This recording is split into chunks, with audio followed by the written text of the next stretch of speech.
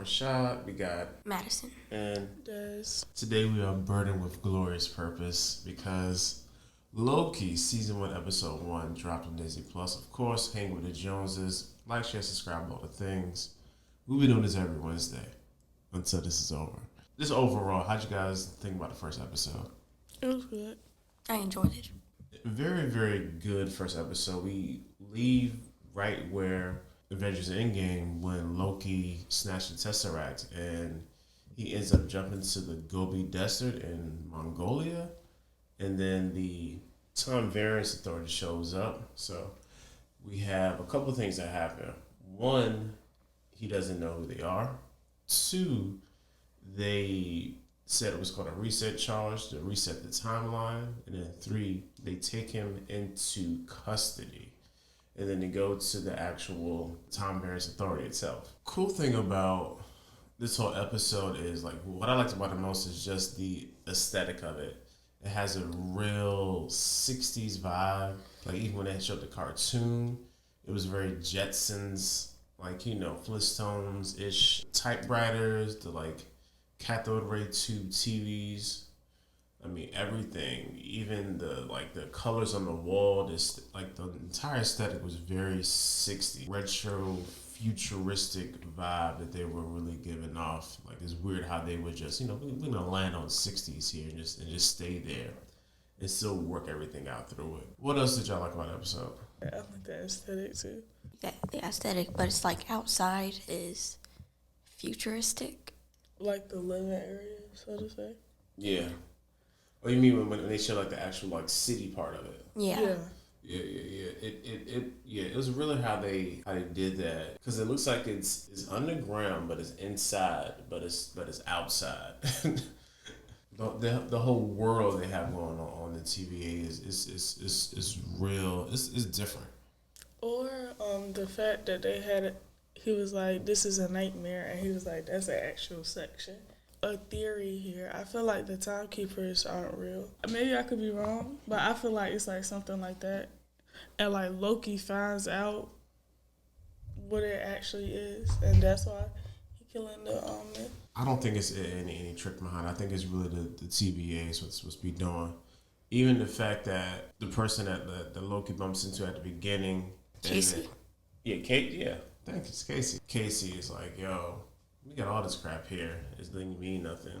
Yeah, they got like a lot of Infinity Stones. And he still walked out with the Tesseract. Yeah, and it didn't even matter. Because he can't use it. Which was you know what was funny? Even though he had Infinity Stones, they didn't have a full set. And I had, like, a lot of blue ones. Yeah. And a bunch of Tesseracts. Oh, so that means it's a bunch of Lokis. Oh. They had a bunch of space stones. That makes sense. You know Good catch. You know what's funny? How they didn't think Thanos was a threat to the timeline, and he wiped half of existence off. So It was meant to happen. TVA wiped off too, or no? They live outside of time. Oh, So TVA was saying that was supposed to happen. That's what I just said. it's kind of weird that was supposed to happen. Yeah, but that's the whole point of them, just to keep the timeline flowing. Even how they said before there was like some sort of like multiversal war and all the timelines would collapse on each other, and they just wraps it into one timeline. So these little branch again, just like the ancient one in the Endgame, we were showing Bruce Banner how, like, the Infinity Stones create the timeline, and all these, like, branch realities come from it. Mm-hmm. That same type of logic is used here with the Variance Authority when it came to how he showed, like, you know, the sacred timeline and how you got to make sure that it doesn't stay above a certain level. Even when they were out in the field, they was like, "All right, it's time to go," basically, because it's getting to a dangerous level. I like the mechanics of it, like just how they come in like through a door. You know what I'm saying, basically. And how they had like a reset charge and a whole lot. Like, it's a real interesting concept. Dude that helped write Rick and Morty is writing this, right? For real? Yeah, dude name is Michael Waldron. Yeah, he's writing this. He also wrote Multiverse of Madness. So did you guys notice the Multiverse of Madness and Nexus from WandaVision. Little Easter egg. Yeah. What was it? Yeah, basically when Miss Minutes, a little orange clock thing, Mm-hmm. when she was explaining the whole point of them, like what's the time variant? Mm. They said, yeah, what happens if you basically get out of the timeline, you can create a nexus event, all the then basically you can have another multiversal war, and it can turn into what? Madness. Hence, multiverse of madness for WandaVision. I mean, from WandaVision into leading into Doctor Strange's part 2. This episode is really just a huge exposition dump because they're trying to explain what the heck is going on, but they did it in a very like it wasn't boring. And basically, it's them trying to get. I mean, essentially, they're trying to get Loki to where he was around at the end of Thor Ragnarok before he got his throat crushed, because that version of Loki had a little more empathy and wasn't just all I'm a god and I'm gonna get what's owed to me. Because you see Owen Wilson, not Owen Wilson, but Mobius was trying to say, hey, like what makes you tick? Who are you really? So that was the whole point of the episode, so we can get him to at least some sort of emotional awareness of who he is, and to be able to admit who he is. Because before this, he was just running wild. Because remember, this is still 2012 Loki. And even if you look at the beginning clip for the Avengers Endgame clip, when somebody came up, it said 2012 Thor, 2012 Iron Man. Like, it was specifically telling the people that these are past timeline versions of themselves. So I think that was a real smart way of them to kind of get Loki to a place to begin to acquiesce to this idea of helping somebody else other than himself. That's what this whole episode really was. But it was real, man. They did a real good job. Like, I was really excited for this. Mm-hmm. And I like how the Disney Plus series are definitely giving us different vibes every time. Yeah. Because WandaVision was totally different. Black Captain America was definitely different. And this is wholly different. Mm-hmm. I really appreciate it. We're not just getting like generic Marvel one after the other. This is like legit different.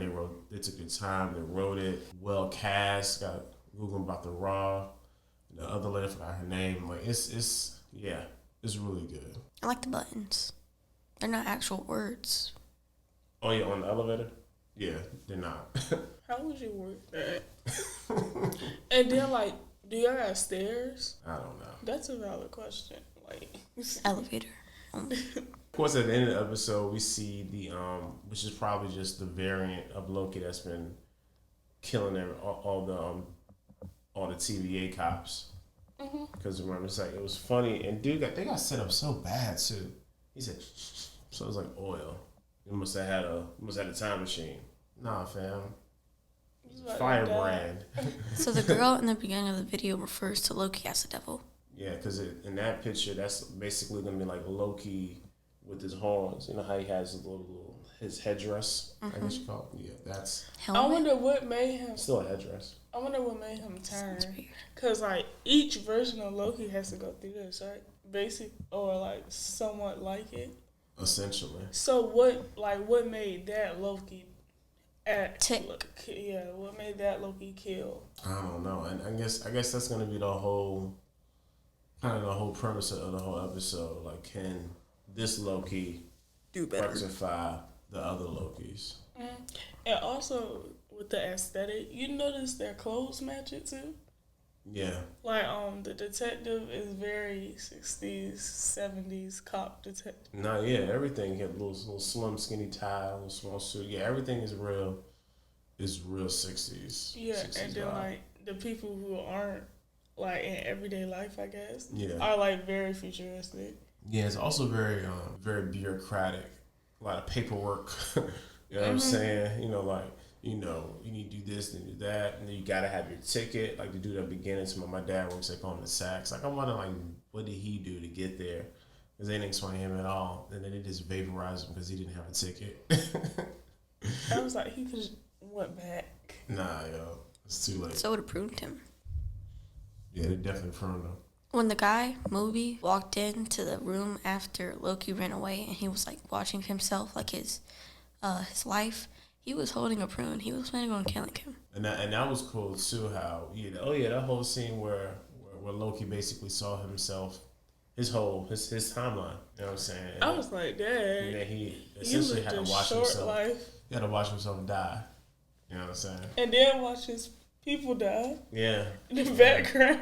Yeah, definitely. Watch his mom die.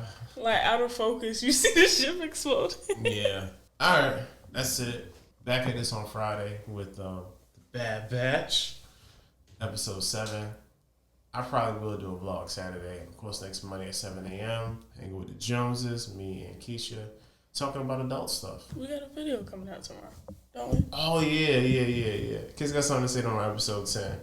It's TikTok Toxic Part 2. It's still toxic, by the way, I suppose. All right, y'all.